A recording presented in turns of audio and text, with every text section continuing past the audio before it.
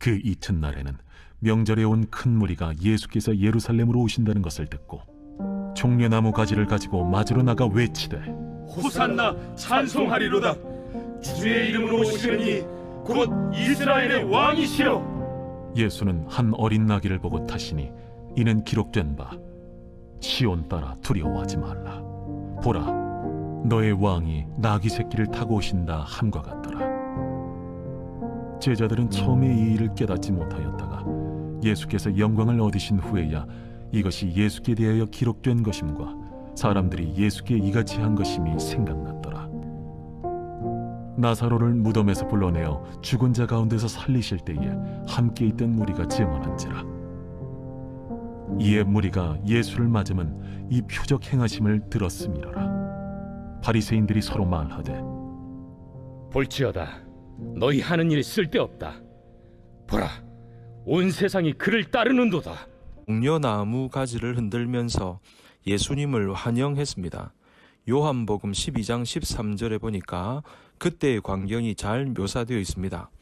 종려나무 가지를 가지고 맞으러 나가 외치되 호산나 찬송하리로다. 주의 이름으로 오시는 이 곧 이스라엘의 왕이시여 하더라. 종려나무는 승리를 상징합니다. 승리의 왕이신 예수님께 경의를 표시하는 것임을 알 수가 있습니다. 여러분, 호산나라는 말은 짧은 기도문입니다. 우리를 제발 구원해 달라고 하는 뜻입니다. 예수님을 이스라엘의 왕으로 환영하고 영접한 것이다 라는 겁니다. 그런데 여러분, 참으로 이상한 일입니다. 왜냐하면 예수님이 왕으로 오셨다고 한다면 상식적으로 위엄 있는 모습으로 멋있고 백마 같은 명마를 타고 오시는 게 좋았을 텐데 나귀 새끼를 타고 오셨습니다. 그러면 왜 나귀 새끼를 타고 오셨을까요? 그 첫 번째 이유는 예언이 성취된 것입니다. 본문 14절 15절에 보니까 예수는 한 어린 나귀를 보고 타시니 이는 기록된 바 시온 딸아 두려워하지 말라. 보라, 너의 왕이 나귀 새끼를 타고 오신다함과 같더라. 구약 성경의 스가랴서 9장 9절에 나타난 메시아가 나귀 새끼를 타고 온다는 그 말씀이 있는데 그 예언이 성취가 된 것입니다. 그러니까 나귀를 타고 오신 것은 일종의 메시아 신분 확인서와 같은 것입니다. 여러분, 이 세상에 나귀 타고 오는 왕이 어디에 있겠습니까? 자, 그런 모습을 보니까 구약에 예언된 메시아가 분명하다는 사실입니다. 또 한 가지 이유는 성경에서 예언하는 이 메시아는 세속적인 왕과 다르다는 사실을 보여주는 차별화의 목적이 있습니다. 물론 예수님은 공생애 중에 먹는 문제, 질병의 문제, 인간이 겪는 문제를 해결해 주셨습니다. 하지만 그것은 부수적인 사역이지 예수님의 주된 사역이 아니었습니다. 예수님의 주된 사역은 바로 구원 문제입니다. 영혼의 문제입니다. 그러니까 바로 그것이 백성들이 생각하는 메시아와 성경에서 말하는 메시아의 차이점인 것입니다. 여러분, 백성들은 예수님이 자기들이 겪는 먹는 문제, 질병의 문제, 여러 가지 문제를 해결할 메시아인 줄 알았습니다.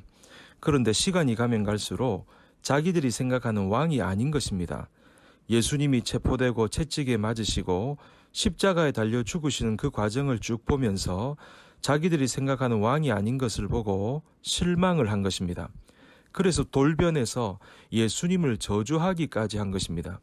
심지어는 빌라도 총독이 예수님에게 제목이 없는데도 불구하고 종교 지도자들이 선동을 해가지고 결국은 백성들도 저주하고 십자가에 못 박히게 된 것입니다. 물론 그것까지도 하나님은 오묘하게 역설적으로 구원의 도구로 사용하셨습니다. 그러나 예수님이 이 땅에 오신 이유가 무엇입니까? 바로 우리를 구원하시기 위해 오신 겁니다. 물론 인간의 모든 문제도 해결하시지만 궁극적으로는 인간의 구원 문제를 해결하러 오신 것입니다. 처음에는 예수님을 3년이나 따라다니던 제자들조차 예수님이 오신 이유를 몰랐습니다. 그러나 예수님이 부활하시고 성령 강림이 이루어진 이후에 정확하게 깨달은 것입니다.